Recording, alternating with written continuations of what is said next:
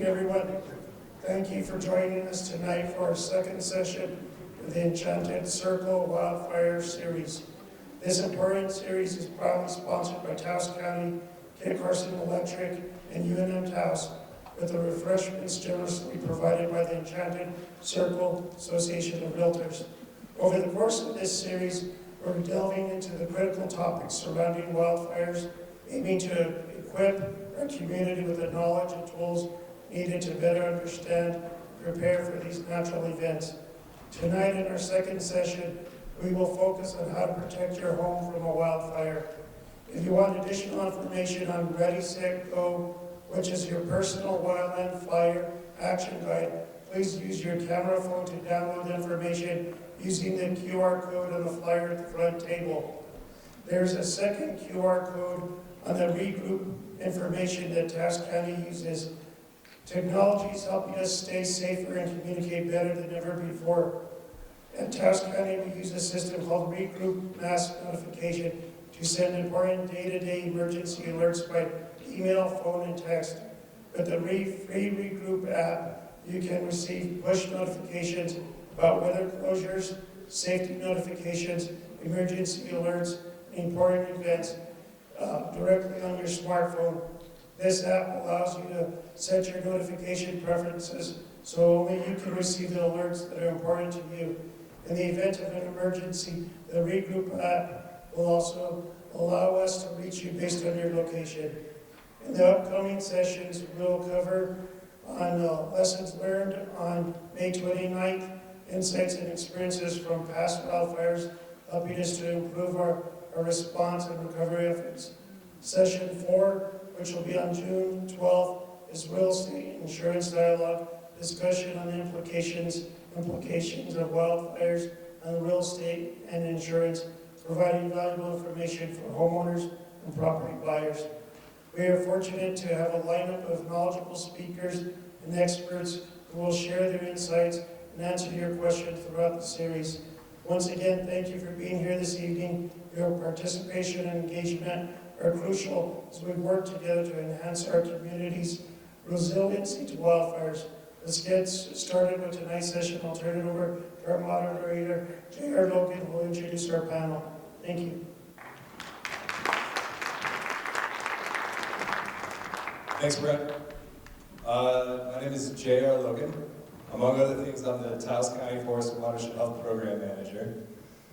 And after spending my first 9 years in Taos as a reporter for the Taos News and as a freelance writer, I dove headfirst into wildfire and forest ecology.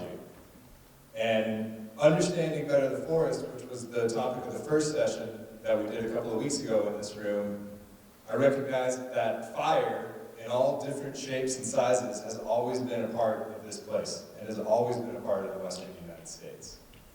But a lot of things have changed, especially since American settlement of this area, and especially in the last 40 or 50 years, as places like Taos and Taos County have seen huge increases in population and have experienced changes in the way we manage the forest, and of course are susceptible to the macro changes that we're feeling through climate change.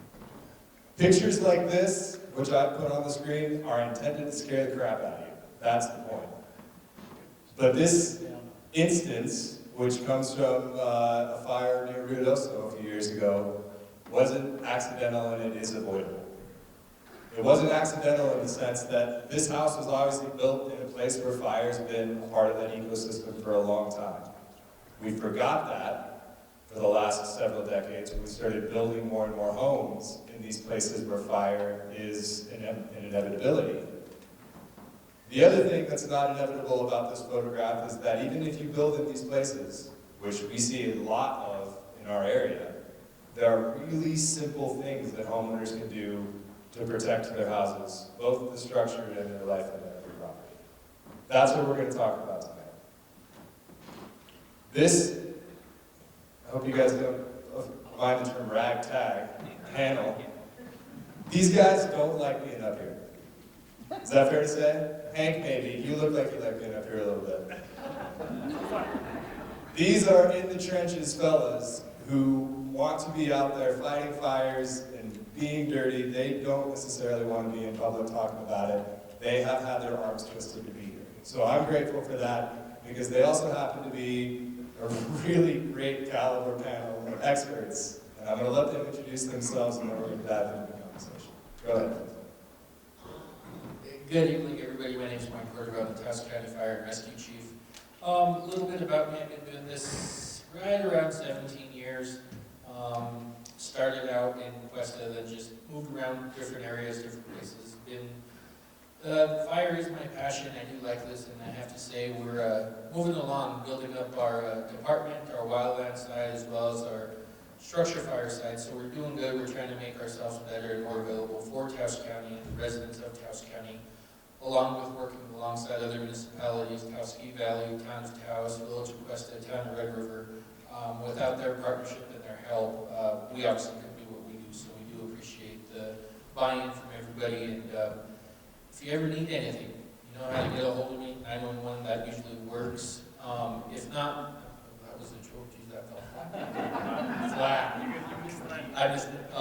But I do have some cards, so if anybody needs to get a hold of me, I'll give out cards later on. But we're here for you. If you need any other information, always reach out to us. Yeah, I'm excited to be here. Thank you guys for having us. And thank you to our sponsors, Kit Carson, UNM, Taos County. Appreciate it. This is a very important topic, and I'm glad we are talking about this and seeing what we can do to protect our homes, our properties, and also protect our firefighters that are out there. So thank you all for being here. Hey, good evening, everybody. My name is Garrett Hansen. I am the Wildland Fire Coordinator for Taos County in the Village of Taos Ski Valley. Following Mike's approach there, a little background for me. I've been a wildland firefighter for 15 years now. Got into fire as a volunteer up in the Ski Valley. Went to go work on the local hotshot crew here with the Forest Service. So spent some time with them. I'm not here to answer Forest Service questions, though, I'll tell you that, because I don't work with them. But yeah, so helping out the county, Taos Ski Valley now. Yeah, just happy to be here. Happy to answer any questions I can and see if I can help you all out. So thanks for coming. Hello, everybody. I'm Craig, Chief of Moreno Valley Fire Department, over on the other side of the hill. But we work a lot with Taos County, Taos Fire, all the Enchanted Circle fire departments. I've been a volunteer for 24 out of the 26 years I've lived here. My paying job is working for the Cimarron watershed, so JR's version on the county side, on the Colfax County side. Learned a lot about home hardening, so on and so forth. We're working a grant over there. Can answer any type of questions, and if I can't, I'll refer to Garrett or Mikey. Thank you. Good evening. My name is Christopher Martinez. I'm a volunteer with Penasco Fire Department, also the fire chief of Pickering's Pueblo. I started back in 2012 and worked at Forest Service, BLM, state, and yeah, happy to answer any questions I can. Good evening, and thanks for being here. My name is Hank Blackwell. Obviously, just by looking at me, I have more miles than all these guys combined. I don't know that they're good miles, but I'm a native New Mexican and started my work in emergency services 50 years ago this year. In Santa Fe County, Los Alamos County, et cetera, et cetera. Right now, I'm also, there's a new wildfire resiliency training center that's housed at Luna Community College in Las Vegas, New Mexico, in partnership with New Mexico Highlands University, that was stood up as a result of the Herman's Peak Canyon fire. And we're looking at workforce development, training, working with homeowners that have lost everything, want to prevent other losses and what have you. So it gives you a little bit of experience, my experience in emergency services in all phases. The other thing too is about 30 years ago, I wrote a course with two other individuals called Jack Cullen and Pat Derlin. And it was based on 24 years of our research, from laboratory research to live burns in Canada to over 1,000 post-fire investigations and probably 3,000 to 4,000 interviews with people that had home loss or home damage. And based on that science, we developed a course on structural ignition. And so a lot of what we're teaching and what we're going to discuss tonight has to do with the science of what's happening and what you can do to harden your home as opposed to depending on or relying on folklore or strictly anecdotal information. And so we'll be doing that, and I think JR and I are trying to put together about a half-day course here in Taos pretty soon on structural ignition and how to assess your property and what to do. So we'll be talking about that too. So again, thanks for being here. Thanks, Hank. So here's how things are going to work. I've broken tonight's conversation into about an hour. I'm going to show a video. I'm going to use that video to goad these guys into talking about the 4 topics. And then at the end of the more or less hour-long conversation, I'm going to open it up to about 30 minutes of question and answer. And this is a good-sized audience. We can have some good dialogue. Please hang on to your questions until we get to the end. I want to make sure that these guys all get an opportunity to speak. And the first video I'm going to play is a video Reuters put together about a couple of fires that happened just last year in Ruidoso, where 2 fires burned a combined 500 homes in that community. This is what all of us see on the news. This is the stuff that scares us in a year like this, when it's dry, when it's windy, and when everybody has wildfire on the mind. So we'll start with that. At least 205 wildfires in southern New Mexico, burning more than 500 homes and triggering the evacuation of about 8,000 residents from the village of Ruidoso. New Mexico Governor Michelle Lujan Grisham told reporters it was one of the most destructive wildfires in the state's history. We also believe louder, please. It's not confirmed that about 500 homes are in that mix, and making this one of the most devastating fires in New Mexico's history. I know many of you are getting images and information from people who are working the fire, may not have evacuated, and they might have information that we don't have. The remains of an unidentified person were found in a burned-out car, while another victim was identified as 60-year-old Patrick Pearson. Melissa Fesmeyer and her son Christopher Bright say the fires are like nothing they've seen before. Very glad everybody got out and did whatever they had to, even just for their own safety. But it's been non-stop planes, non-stop sirens, and almost felt like being almost all smoke surrounding all the calm area right here in the middle. But They just started coming by about 30 minutes ago. I think so. The forest area is around 135 miles south of New Mexico's largest city, Albuquerque, and has suffered a string of wildfires, including one that killed 2 people in 2022. Governor Grisham on Wednesday requested a major disaster declaration from President Biden for the South Fork and Salt fires, which have burned over 23,000 acres to the north and south of Ruidoso. New Mexico is experiencing a prolonged drought, exacerbating the destructiveness and speed of wildfires. In 2022, the state witnessed the largest wildfire in the continental U.S., scorching nearly 350,000 acres.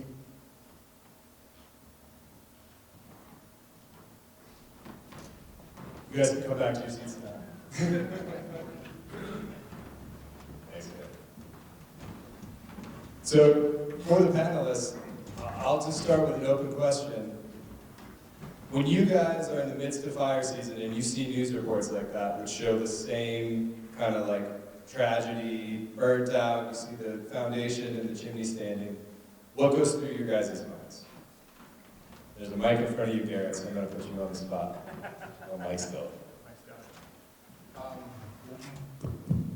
So the one thing I can say that I see and think about is preventable. Right, a lot of the time it's human caused. I would say close to 90% of these fires, 95%, probably human caused, give or take. But a lot of this is preventable. It's up to us to do the work to make sure that we're doing the best we can to stay ahead of that's behind us. And I think deeper in the conversation later on tonight, we'll get into that. But the one thing I do want to say, and if you all can keep in your head, is that is preventable. Some of you guys have been on fires like this, you know, working for crews. Tell me what's going through your mind when you see those pictures. Well, goodness, you know, I've been on several of these fires, large-scale fires that consumed a lot of homes, more homes than that took people's lives. You know, it's frustrating, I think, when we see news like that. It's frustrating as a firefighter, because that's a pretty bad environment to be working in. And so those are the things as a firefighter that I think of. I do think of the homes lost, the families impacted by that. It's devastating. But I think about my friends and coworkers that are responding to that, and having to leave their friends and families to go spend time in that environment, to be breathing that smoke, and be exposed to those risks and dangers. And so, piggybacking on what Mike said, with a lot of things being preventable like this, not everything is. We understand lightning strikes happen. But it is frustrating because it's exposure we put ourselves there for y'all, right? For everybody. And the more people can do to prevent that is going to save me from going and breathing that smoke. And however that's going to impact my life down the line. Right? So that's how I feel about it. Craig, you're over in the Moreno Valley. There's a lot of subdivisions built up in terrain that looks a heck of a lot like Ruidoso.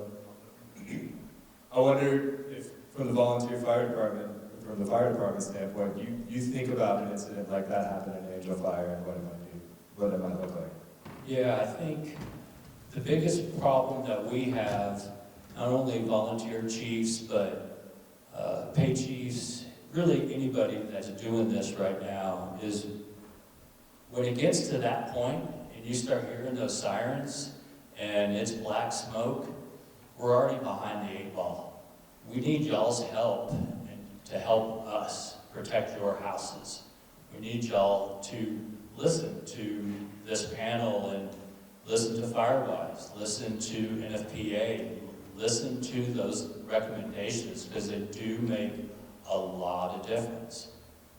So again, piggybacking on Chief Cordova, it is preventable, but we need y'all to help us prevent some of that catastrophic type of fire.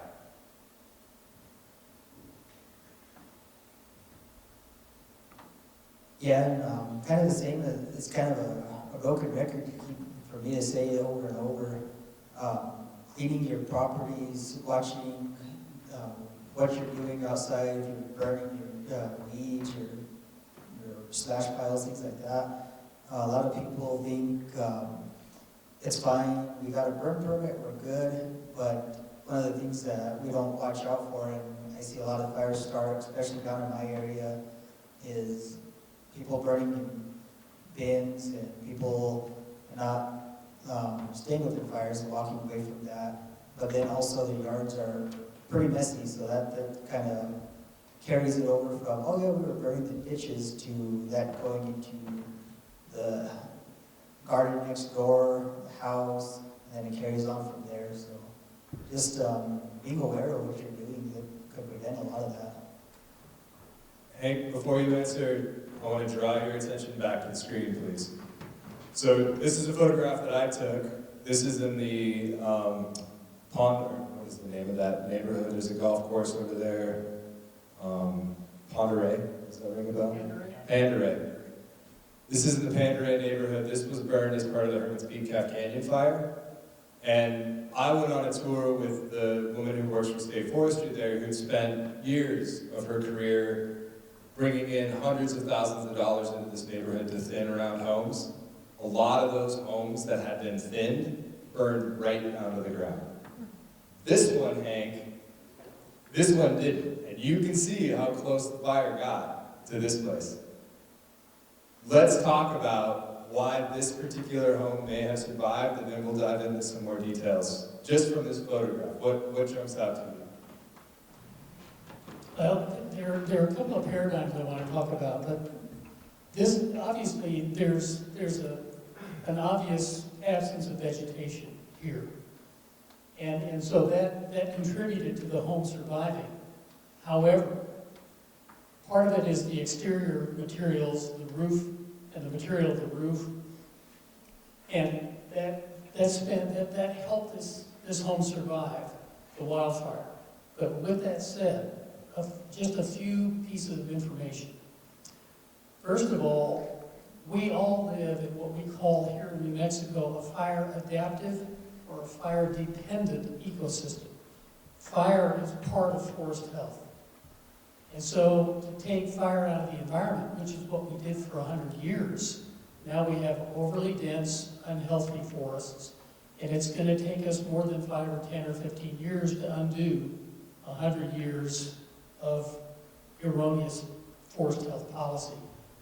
That we can go back to history, but basically all fire was bad fire. When we take fire out of the environment, we get overly dense fuels, and we see these catastrophic behaviors with high energy output and lots of volatile behavior. So a few things, and we can talk about these later. Based on our research, and these numbers change based on climate and severity of our fuels, our forest fuels. Almost 80% of homes that burn in wildfires have no direct flame contact. Most people don't know that. We're trying to change those metrics based on this research. So if a crown fire doesn't roll down like a tsunami and burn your home, what's burning the homes down? Embers. We can't fight a 100-foot wall of flame, but we can sure prevent and prepare by looking at hardening our homes against ember attack. And we'll talk more about that. So that's one thing I want to talk about. Can I show that right now, Hank? Yeah, let me one more thing and let's do it. Because that's the key. So there's a lot we can do as homeowners to harden our home. The second thing, and I'll mention a few more in the next go-around. The other thing is, if you look at all these news footage, you look at all these burned out structures, and all you have is ash and maybe part of a foundation. The vast majority of those, instead of looking at the home, look at the surviving green vegetation and pine trees 5 or 10 feet away from the structure. The homes are igniting based on ember. Homes then are igniting one another in dense subdivisions. And the homes are igniting the trees. It's not the other way around. So it's more about ember hardening than it is about clearing your property. And that's what's critical. And so there's science behind that we can talk about. But let's look at this film that we were involved in this when this happened in Maryland about 25 years ago. This video, we kind of set this up many years ago. Thank you, Hank. So what he's describing is the difference between, I think what the average layperson might imagine is a wall of fires moving through a neighborhood and consuming everything as it moves, compared to a shower of embers that tends to fall and get shot out in front of that flame front. And what we're going to see is this cool video that I was really eye-opening for me that shows just how dangerous that ember shower can be depending on what your house looks like. So from start to finish, we're going to start with our ember generators, which we use to recreate a realistic ember exposure. Embers are those small burning and smoldering particles that may travel ahead of the fire front. And what we do with our generators is we create the realistic exposure, and in our wind tunnel, we're able to throw them at a building. And then we have a building that has two sides to it, a good side, which uses wildfire-resistant construction, and what we're considering a typical building that we would see in a wildfire-prone area.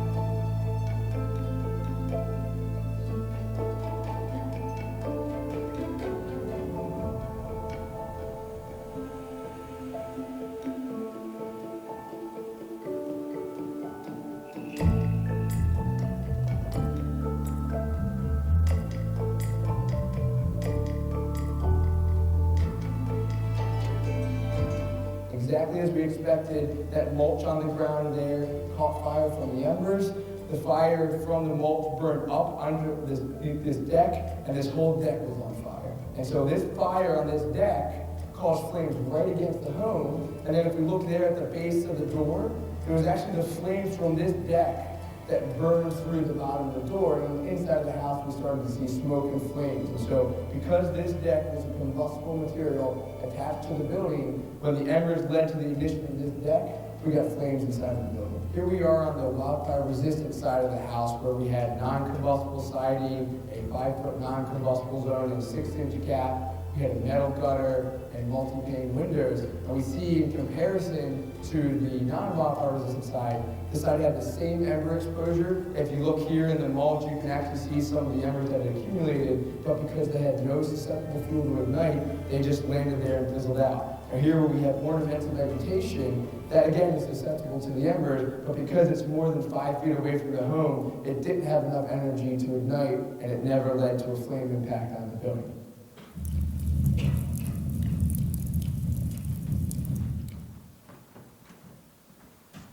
Craig, or Hank, let's pick it up with you again. So you said before this you were involved in some way in this particular study. Is this science still good? Since you've kept a finger on the pulse, is this still ring true for you? Absolutely. The science is still good. The increasing kind of volatile and catastrophic nature of these extreme wildfires that we're seeing are changing that some. But in the vast majority of the percentages, they still stand. So again, the vast majority of homes are igniting based on ember attack. What you saw there was a minimal ember attack being blown out at about 40 miles an hour. Imagine the worst snowstorm or blizzard you had to drive through to get home. And instead of snowflakes, replace those with embers of that size, being blown not at 40 miles an hour, but 70 to 85 miles an hour. The flaming front of a crown fire will pass within 60 seconds and it's gone. Ember production can go on for minutes, many, many minutes. And so wherever snowflakes accumulate or drift, if you've got leaf litter, fine fuel, that's where those embers are going to accumulate.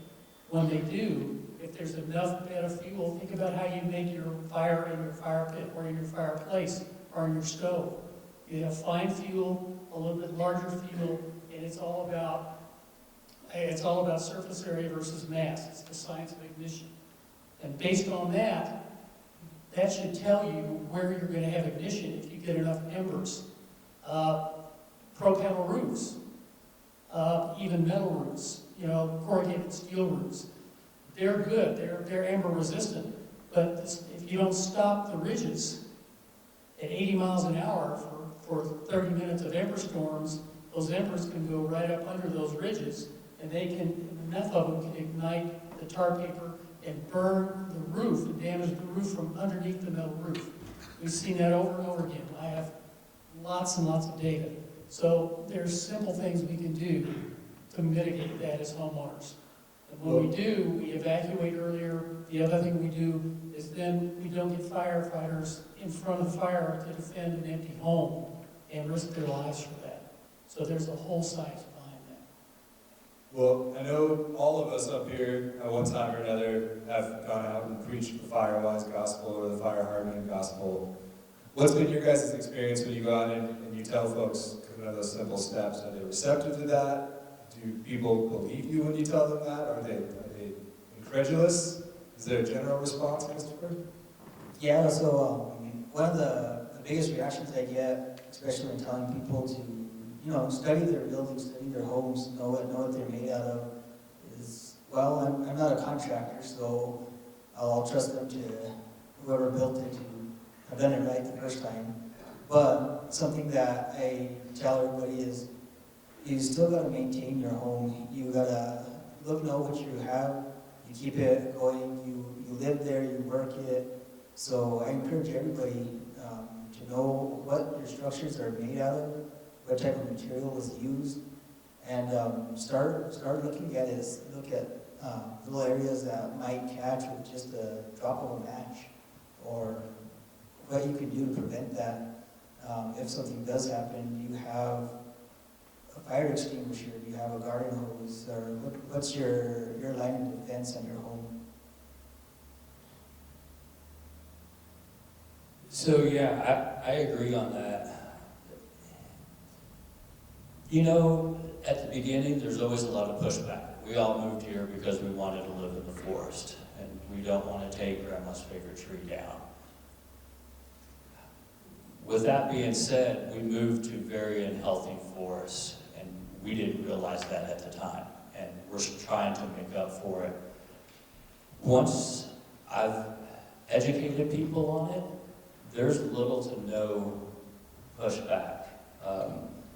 Even if you can do just a little bit of things, and of course we all know that thinning your property is very, very expensive. You don't have to go to that length, it'd be great, but you can start with just pulling that 5 feet away from the house. You saw that ember. That ember cannot burn in rock, and I've been on many, many fires, grass fires that are going towards houses, and it'll hit a driveway, or there are 5 or 10 feet of rock around their house. The fire stops. So that's a huge thing to begin with. Yeah, as far as I think the question of response from trying to promote fire hardening or any of these approaches we do on structures and property, I would agree with that. Again, not trying to beat that one to death or broken record it, but we do get a lot. Like initially, folks don't want you on their property, right? They want to be able to do it how they want it. I want to build my house with the materials I want to build it with. I want to let the vegetation grow the way I want it to grow.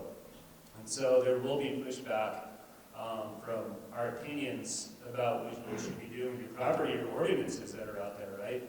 And dictating what you do with your property. And so sometimes what we get, on the firefighter standpoint is, this is my property, this is my home, I'm going to do it how we want. And then when the fire's there, where were you?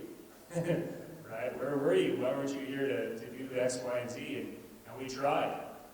So what we ask is be receptive to what we're communicating. Listen, let's talk about it so that we can meet somewhere in the middle and we can get our message out without there being frustration or argument in the messages. And so, because we all want the same thing, right? Nobody wants those fires to be there, so I don't need that. I don't need to do that. I'm a firefighter, but I'm not excited about showing up to those, right? But again, people do get receptive, and we can have good conversation about it.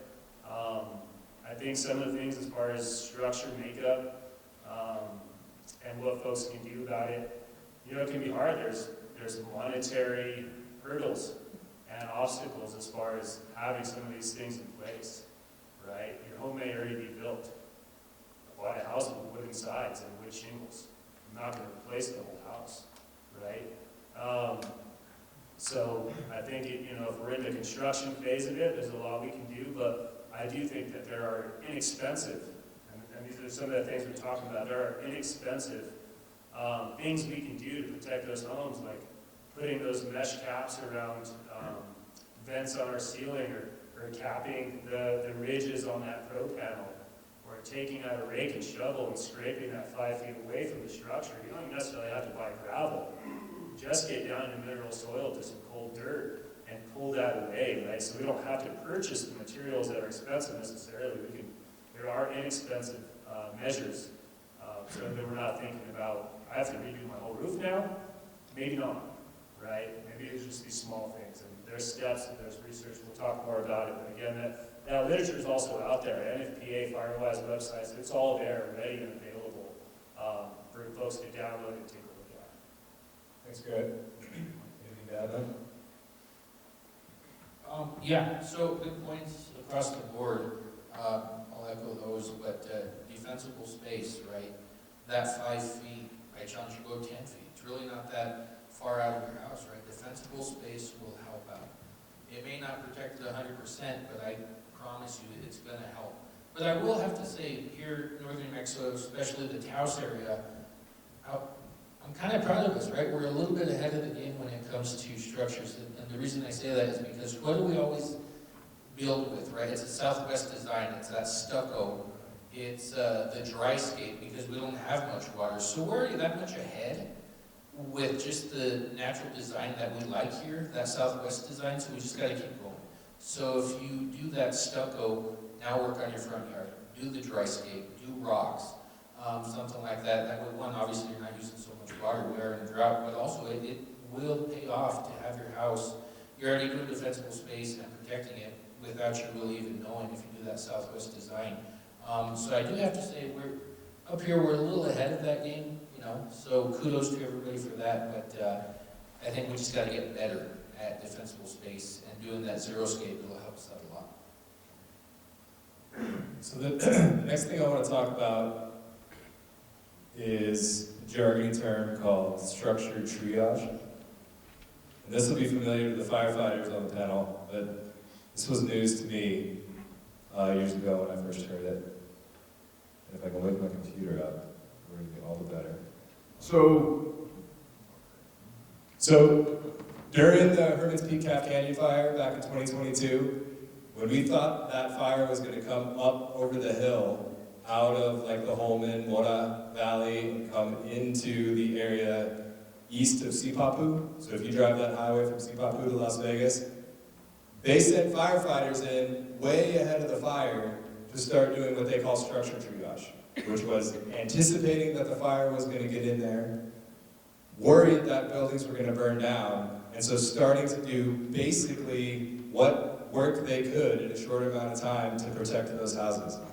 I'm going to show this video, and then I want these guys who've been on the ground for that to give us the dirty on like how that process works.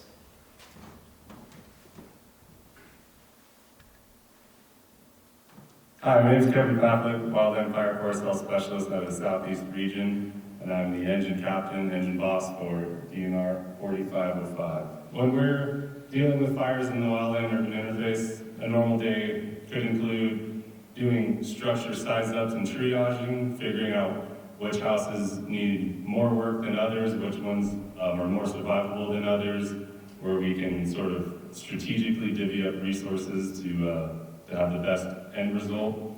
We're doing a lot of sprinkler kits, a lot of brushing around structures, digging hand lines, scraping fuels away, trying to find those receptive ember beds and removing them from the structure so that should fire impact this landscape, should there be ember wash, we're doing the most we can to save as many houses as possible. So this homeowner told me that in the previous months before there was even fire on the landscape he's been out here, he told me he focused on pulling all the needle litter away from his structure. As you can see, he's got a good clear buffer where there's not any ladder fuels that would catch the crowns of the trees on fire.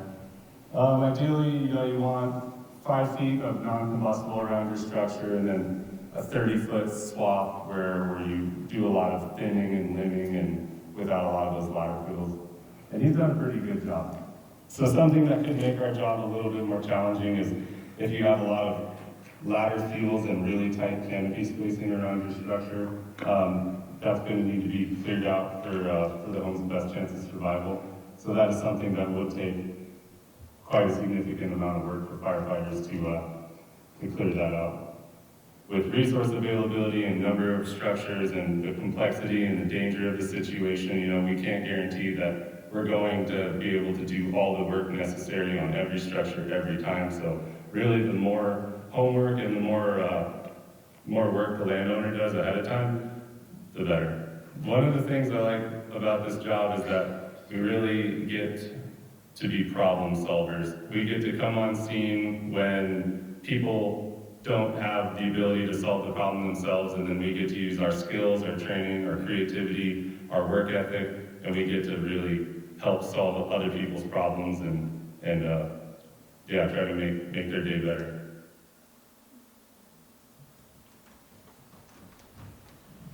All right, guys, so what I'm imagining is a fire is going to bear down on a community or it's headed towards a community. There's enough time to safely put firefighters in there to do some of this triage, to do the work that maybe a homeowner should have done ahead of time. For those of you who have done that, what does that process look like? Is it guys on an engine saying, that one's done for, we can't do anything there, that one I can help, that one's already in good shape? Is it as simple as that, or what does the process look like? I think it can be as simple as that. It just depends on the situation, of course, and again, when we do these, there's enough time for us to do a triage of structures, take a look at them. So just to share some information with y'all, There are some categories that we triage structures as. You know, some people may call it differently, but in large what we teach when we teach firefighters too, so there's defensible and non-defensible homes, all right? The Gold Star out there was that home we saw a little while ago with that, you know, or pretty close to it anyways, with the red roof, the stucco siding, that house that made it, right? I don't know what efforts were put towards that house, but it looks like it made it on its own, right? So there's a defendable standalone example. That's a home that the work is done, the defensible space was done, the structure makeup is there.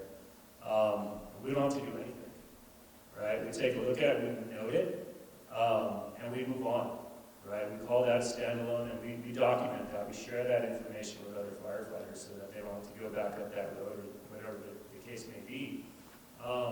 There's a defensible prep and hold. So maybe this home just needs a little bit of work. Maybe there's just a few trees that need to be limbed up. But we as firefighters can stay there and defend this home as the fire front comes.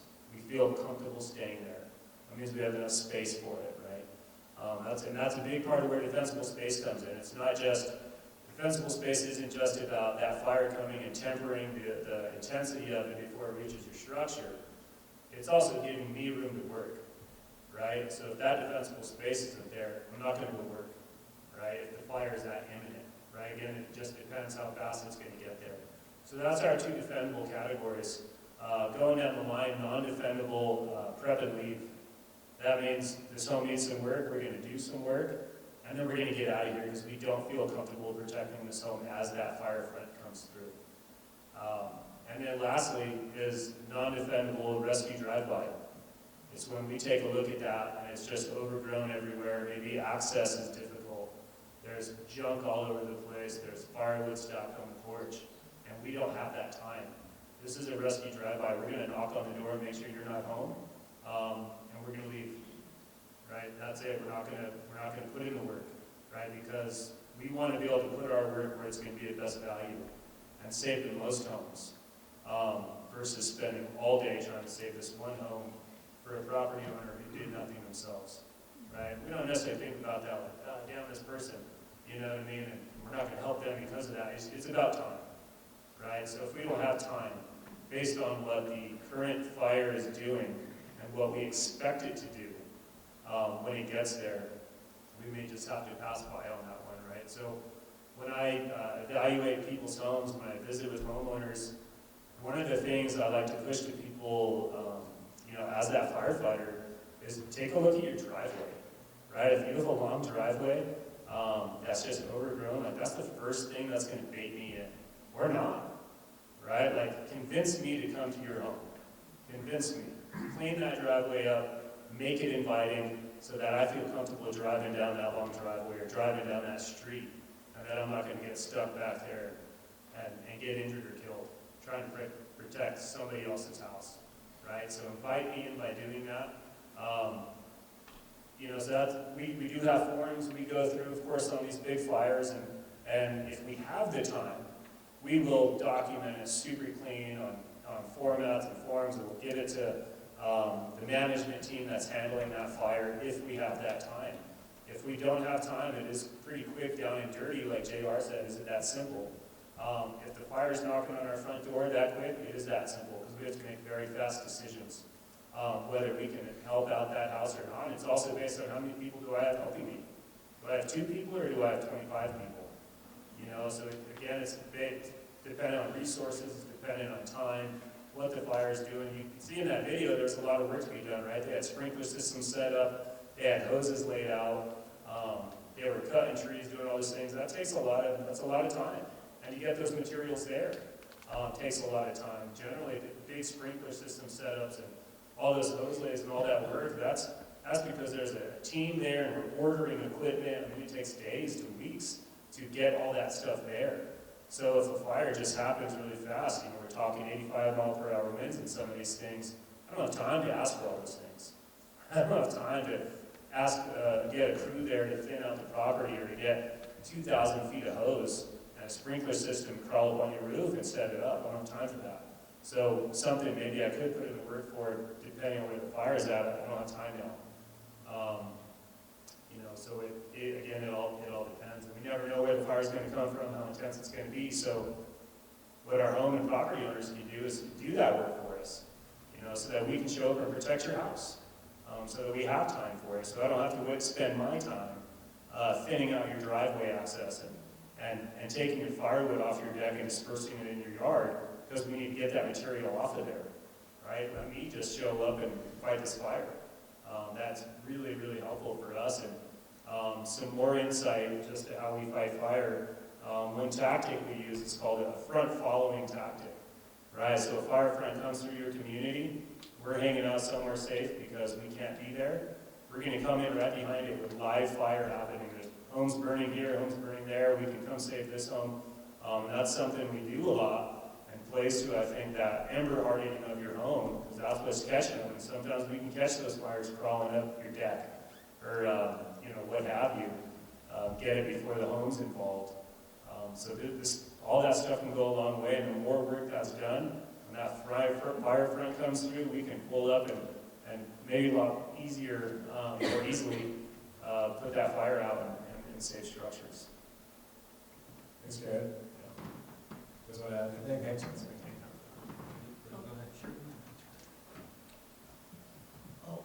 Being the devil's advocate here, I want to just make a couple of comments. I've done structural protection work and lived to tell about it, but also I got injured pretty severely doing structural protection work in a large wildfire. So I'm a little bit zealous, so I will apologize in advance.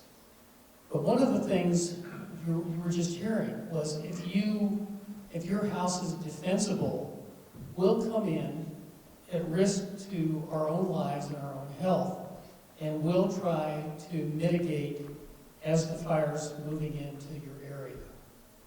And that's what firefighters do.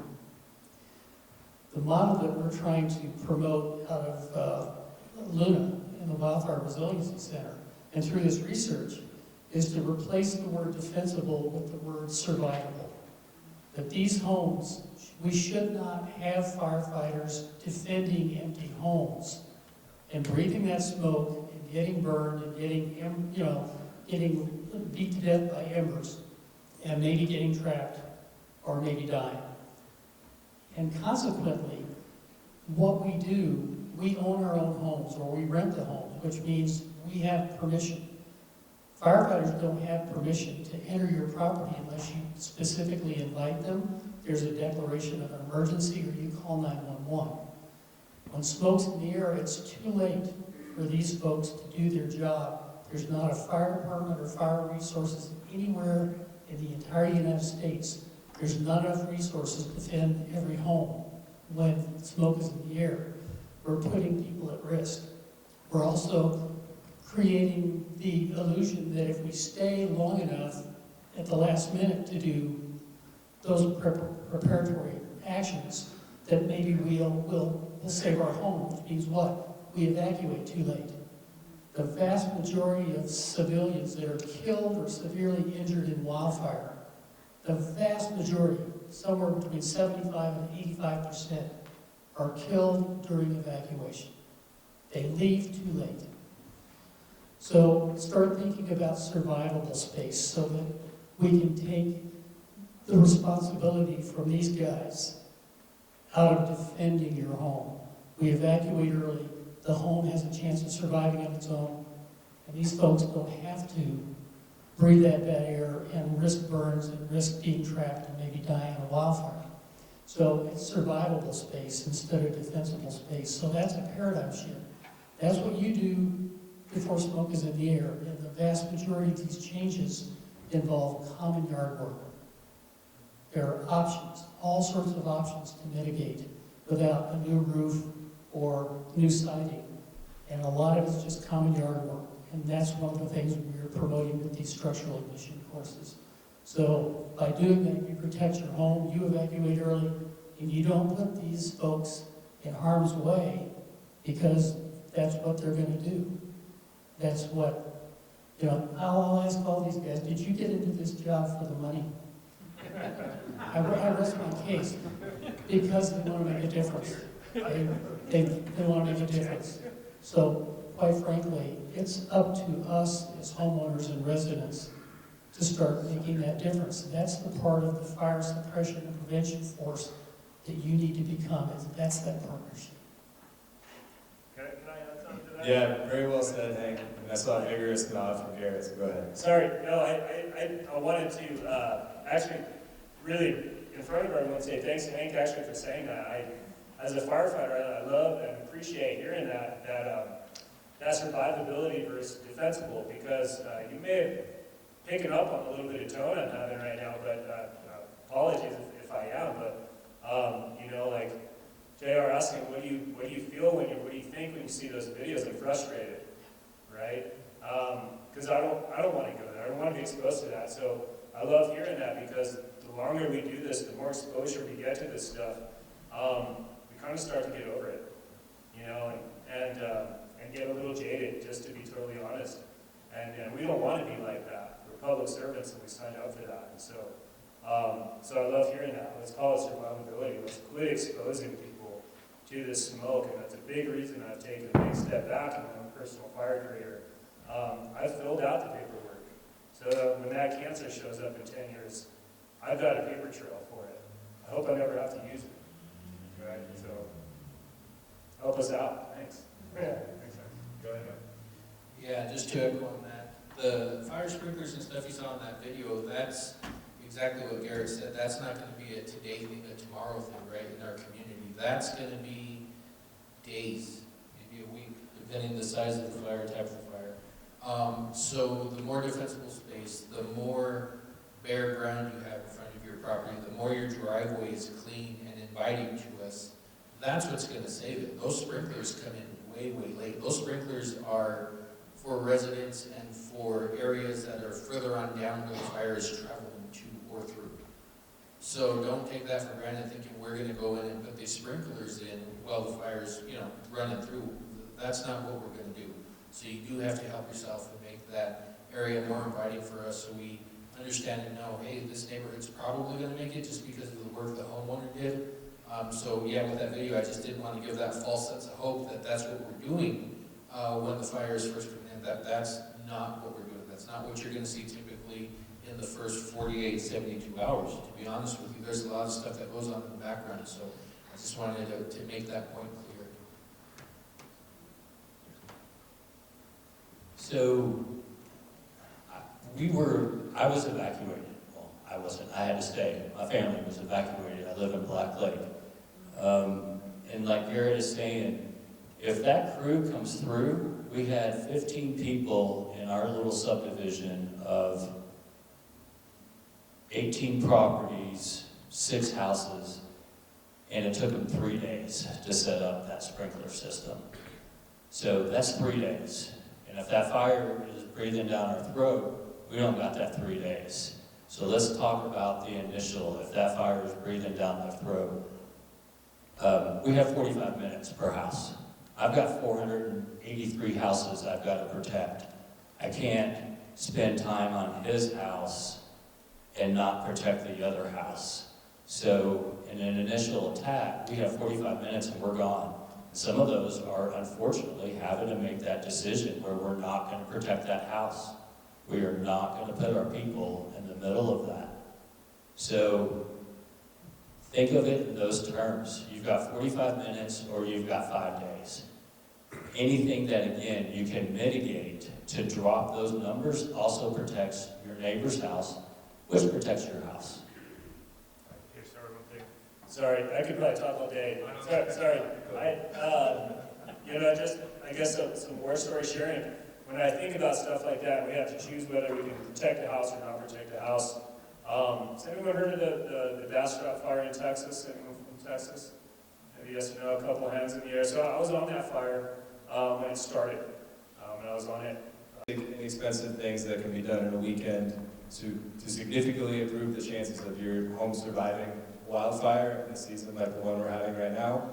And in the long run, please heed the recommendations and the requests request that these guys are making, because it does make a difference not just for you, but for them and for the community as a whole.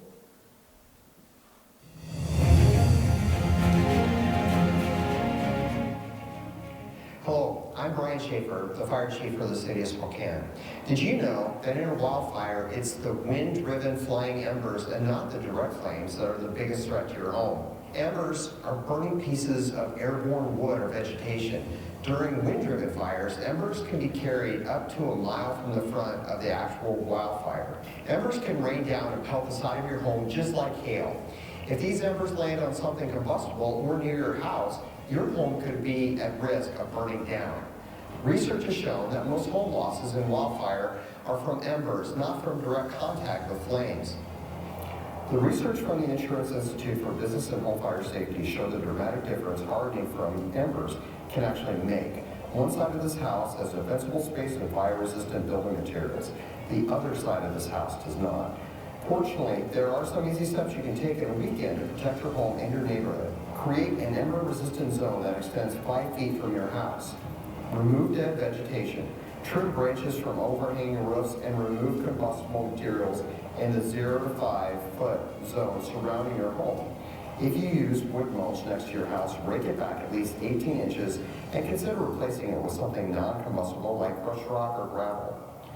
Maintain roof and gutter debris, including leaves and pine needles from nearby and overhanging trees, because they will accumulate on roofs and in your gutters.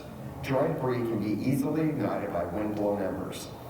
Remove debris and vegetation from your deck. Do not store wood on or underneath your deck.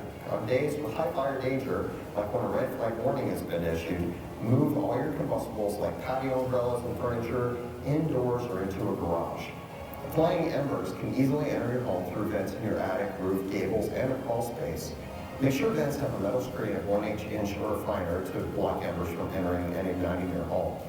Be sure to check screens periodically and remove accumulated debris, birds, nests, etc. It's not a question of if, but when the next major wildfire will occur here in Spokane. That's why the most important person in protecting your life and property is you. Start preparing today to protect your home and neighborhood. Wildfire safety begins with you.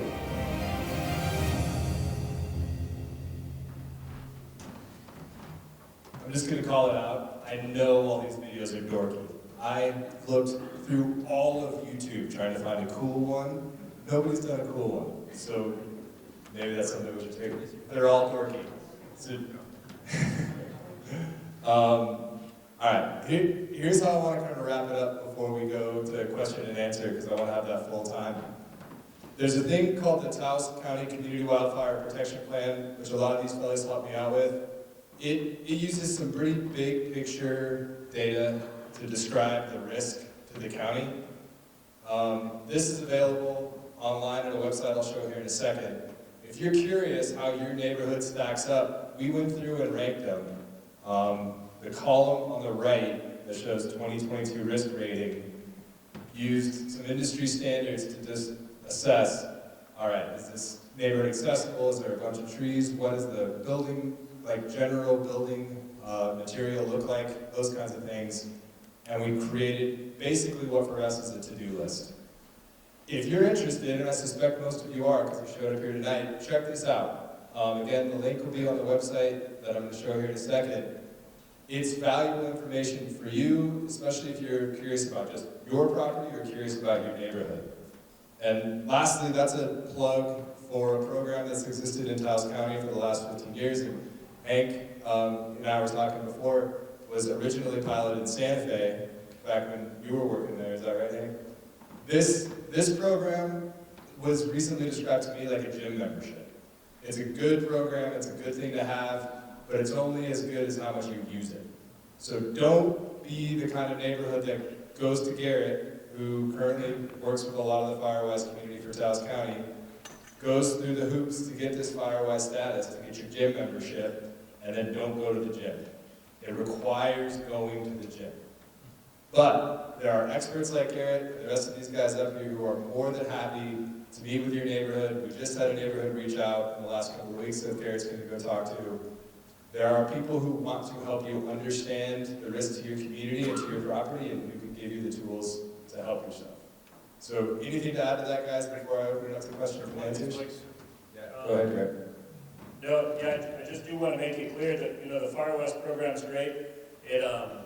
I think it's definitely an avenue to access assistance and to empower your community. But let me be totally clear, you do not have to be a FireWise community to get help, right? It might open up access to a different grant or insurance here and there, but again, you don't have to be FireWise to ask me or any of these other professionals to come visit your community, right? We'll still come. So that's our job to do. So don't feel like you need this to get that help. Yeah, great point. Thank you for that. All right, with that, we have until 7 when I have to leave to pick my kid up. So I'll hop down here. Last time I jumped off, but I broke my hand skateboarding, so I'm going to be a little more delicate tonight. Raise your hand, and I'm going to come to you. And we'll just pepper these guys with questions for the next 20 or 30 minutes. You got one out there, JR. I'm coming. I feel like Phil Donahue. Yes, ma'am. If you have a flat adobe roof, are you really screwed? That's question number one. Because we probably all do. Question number two. Is there someone that you can report risky property if it's not yours, if it's the next door neighbor? And question 3, is there a number that you can call for help if you're a little old lady to, like yours truly, to clean up potential problems? Let's start with one. Are you screwed if you've got a flat roof on an adobe house? I've got a few answers for that, and no doubt, hopefully I don't say something wrong here. You know, we talk about that, right? So a lot of flat roofs here in New Mexico have roofs made of rye. And correct me when I say something wrong here. Now, I'm not a roofer, but I think last time I saw rye get put on a roof, they used the blowtorch, right? So no, you're not totally screwed. Okay. Again, they use. I'm not saying you don't have to maintain it. I'm not saying you don't have to clean needles and stuff off of that. Yeah. So that's the condition of it, right? There could be cracks or a flap can be lifted up, right? So there is wood underneath there somewhere, right? So if you're not maintaining it and keeping it sealed down, there could be issues. But the product itself, again, gets applied with a blowtorch, right? So it can handle some heat.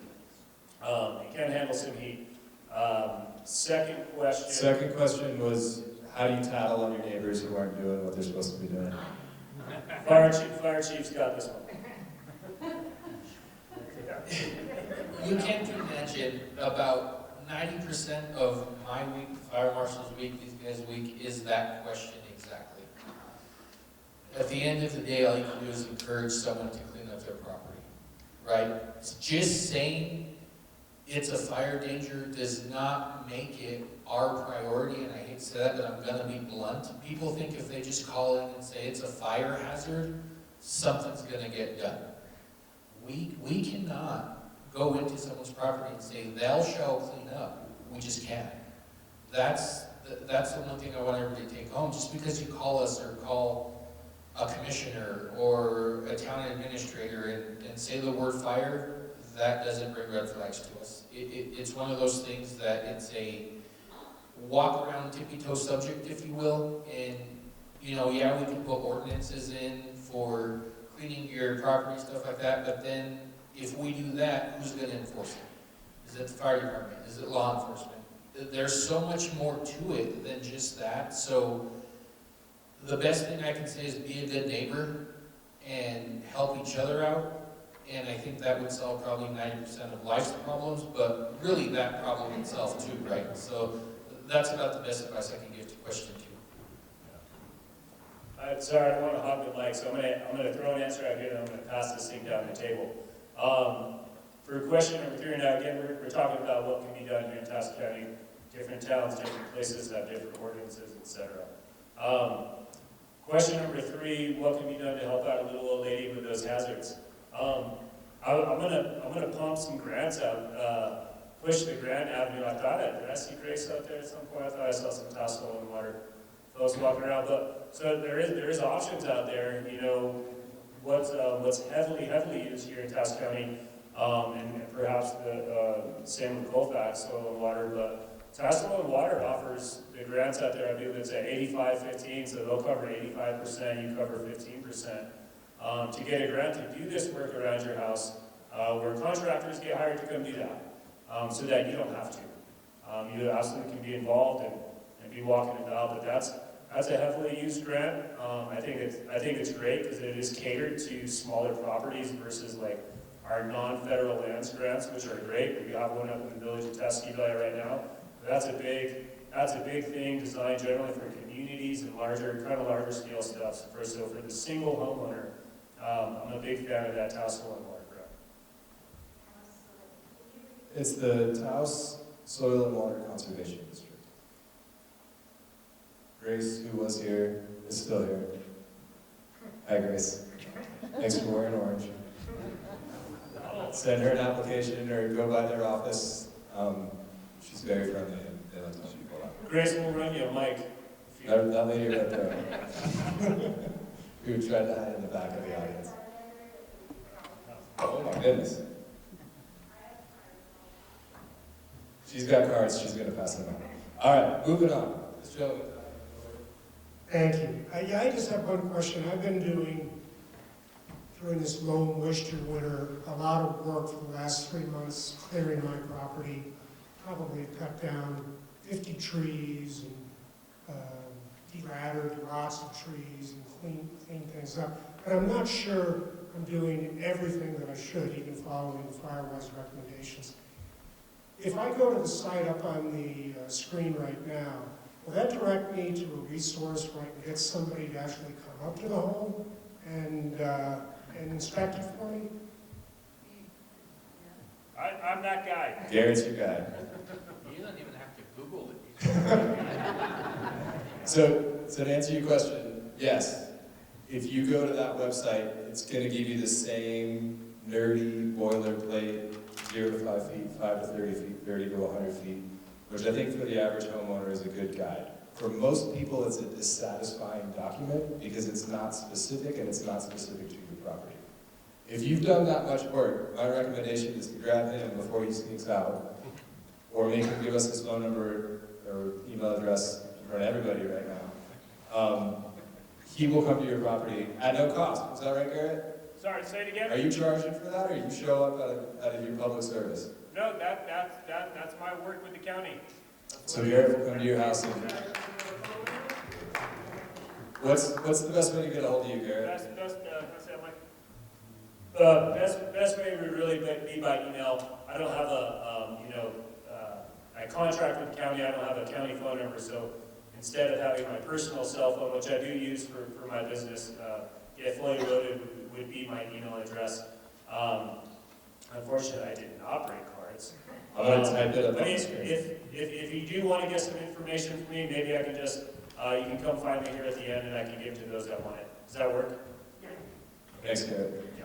Also, if you don't have time, I know my email address is on the county website. If you need to email me, myself, or my fire marshal, James Hampton, and we will relay the message to Garrett. And our stuff is on the Taos County website. So mine's mike.cordova@taoscountyNM.gov.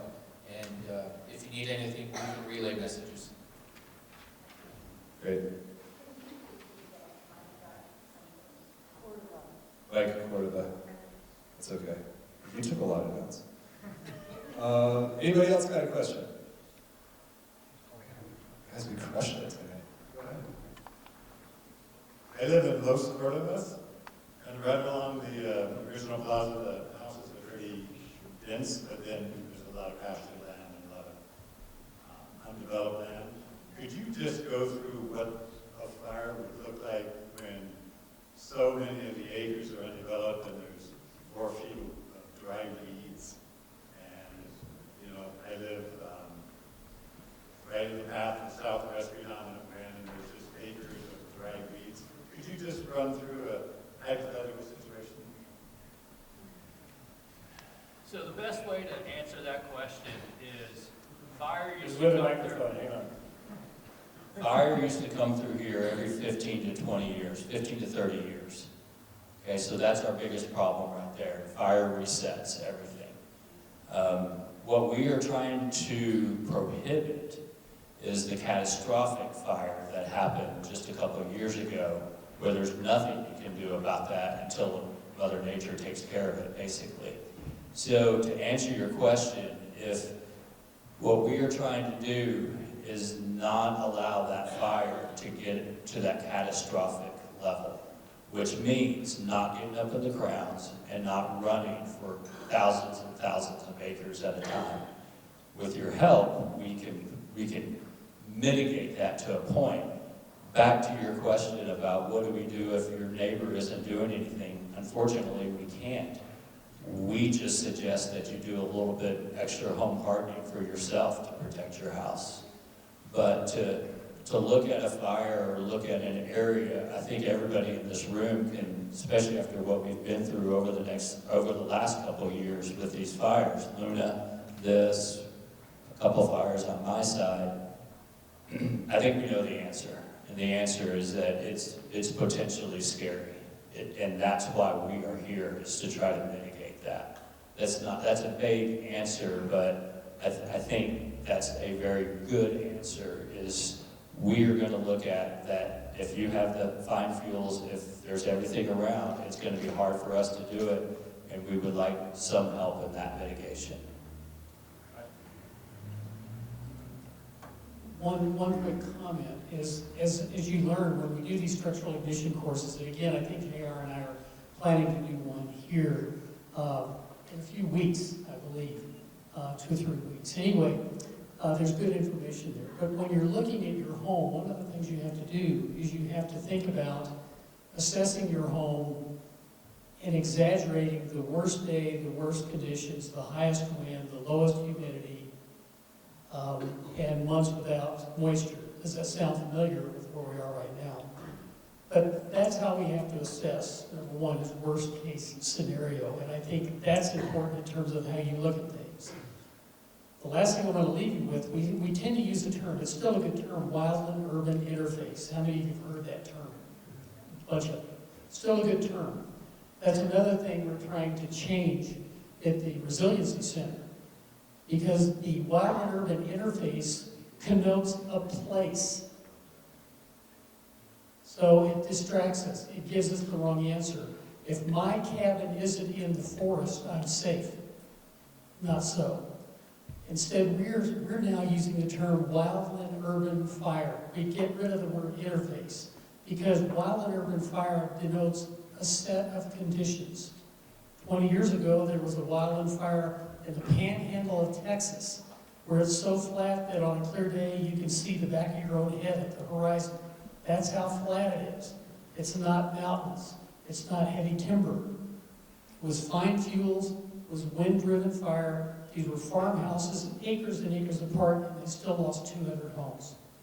So it's not where you are. It's those set of conditions. And that's what you've got to look at and assume that the day there's going to be ignition is the worst of the worst of the worst. And that's how you're going to start hardening your home.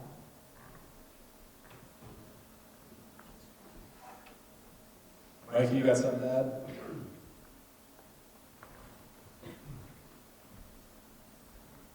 So I think we're a little split here.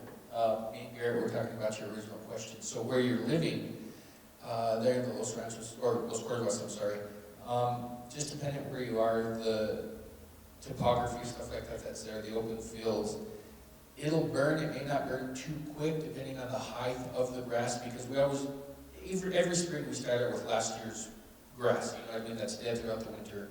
It will burn. The way me and Garrett were talking here is a lot of that also depends on the area that's burning and how comfortable the fire department may or may not be to actually fully suppress that fire.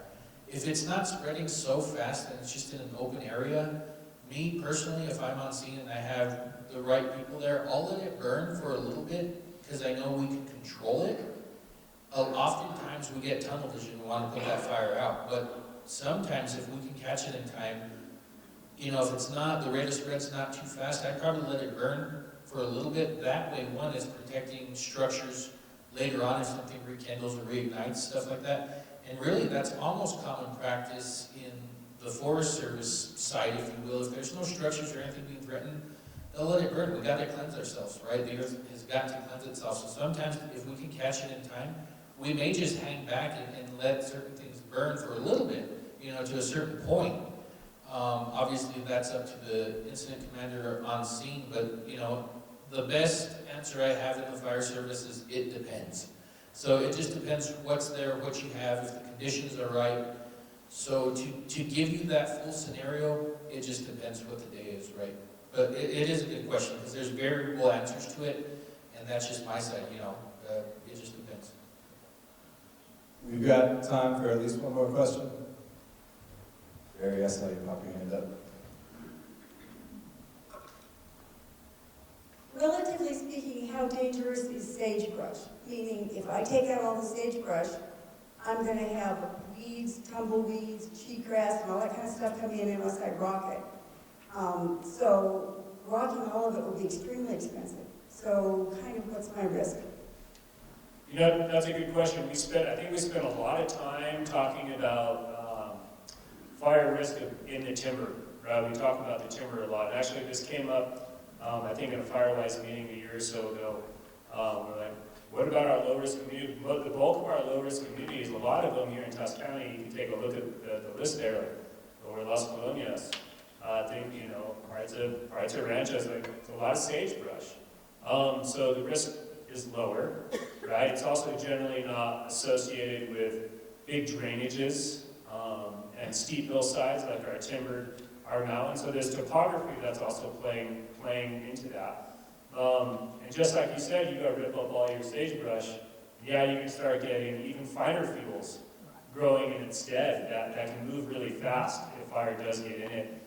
You know, so generally our sagebrush areas, there's a lot of dirt in between, right? So that fire travels from the tops of those sagebrush to one another. So one of the methods we've discussed about mitigating some of that risk in sagebrush is kind of a herringbone type mitigation, where you don't have to clear it all out, but maybe you just take some strips, if you will, so that if a fire is burning, you can hit one of those cleared out strips, and you got to maintain that strip, right? It means you got to knock that grass and those fuels down that are growing there.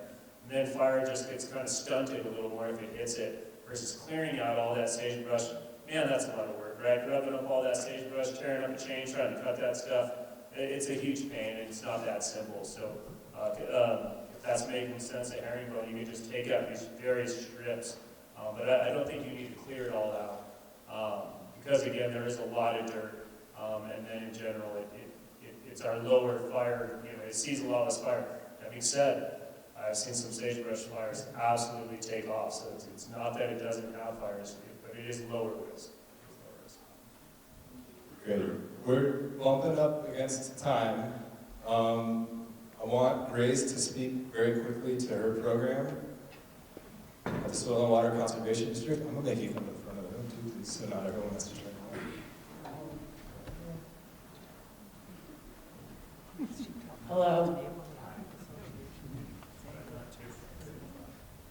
Hi everyone, my name is Grace Powell. I work for the Taos Soil and Water Conservation District. First, thank you to the incredible panel for what they've said today. Please listen to them. Do what they say. They're incredible. They know what they're talking about. Yeah.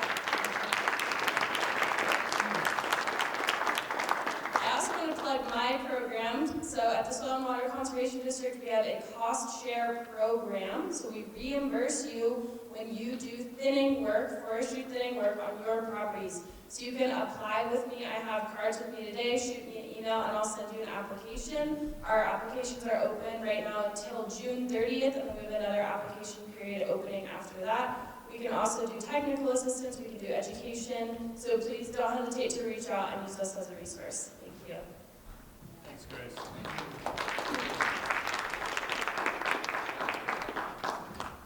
Perfect. Thanks, Grace. I'm going to let these guys close up while I put contact information and email addresses up. And if you've got lingering questions, these guys are stuck up here, so you can come catch them afterwards. Any final thoughts? I'm just going to pass the microphone down, and thank you guys so much. Thank you all for your time listening to us up here at Mumble. In Taos County, all I can say is if you're going to burn, make sure you get a burn permit. It's on the Taos County website.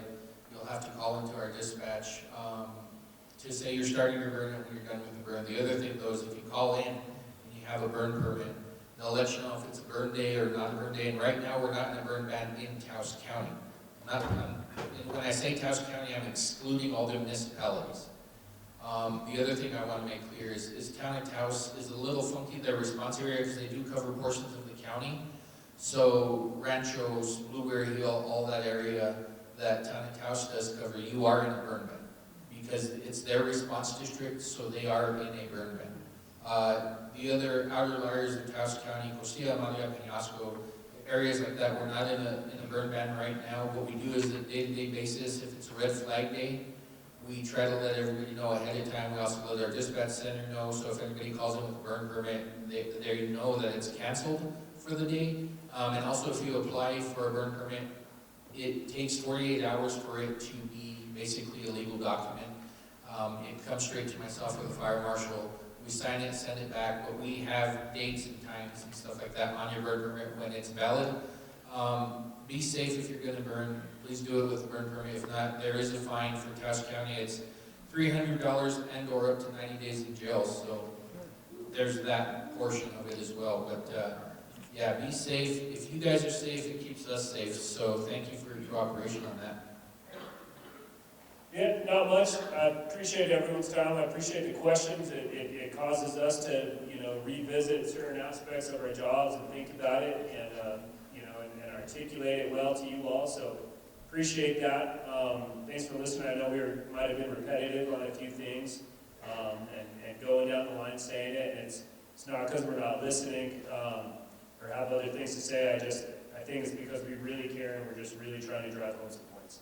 But thank you all. Like JR said, if you want to get a hold of me as the wildland coordinator for the county, come find me here at the end. I'll make sure you get my email address. Thank you guys for coming. Obviously, you are very concerned about it, and we appreciate you reaching out and asking these questions. Like pretty much everything that we said today, we need your help, and this is a really good first step. So we appreciate it. Thank you. Yeah, again, thank you guys all very much for showing up. It is a really big deal. You guys are the first step when it comes to keeping your community safe, the people that live in those communities. You talk to your neighbors and amongst each other, keep the work going and make your community safe. Thank you guys for coming. I'll do the same thing. I'll thank you again for coming and spending an evening of your valuable time. Thank the panel as well, and thanks for inviting me from over the other side of the hill. There are some flyers and a course schedule back there. I've got some cards. The Wildfire Center was set up for the northeast quadrant of New Mexico as well as southern Colorado.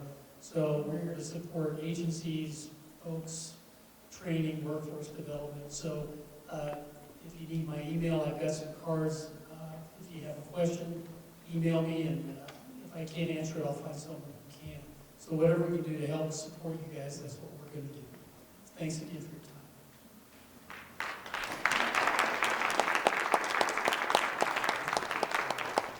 Really appreciate everyone coming. Very quickly, this is the second of 4 speaker panels we're planning. So the third one will be on May 29th. That one's going to be a tearjerker. It's going to be lessons learned primarily from the Hermit's Peak and Calf Canyon fire. So invite friends and anyone else you think might be interested in hearing about what that community's been going through and lessons that we can take away from that disaster. And then the 4th session promises to be interesting. That one's related to real estate and insurance implications related to wildfire. I know I feel a lot of questions about that from folks. Again, that one's going to be on June 12th. Same place, same time.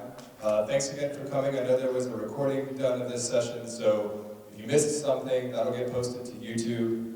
I'll make sure there's a link on the website here, as well as these guys' contact information. Thank you guys for coming, and I hope you have a good night.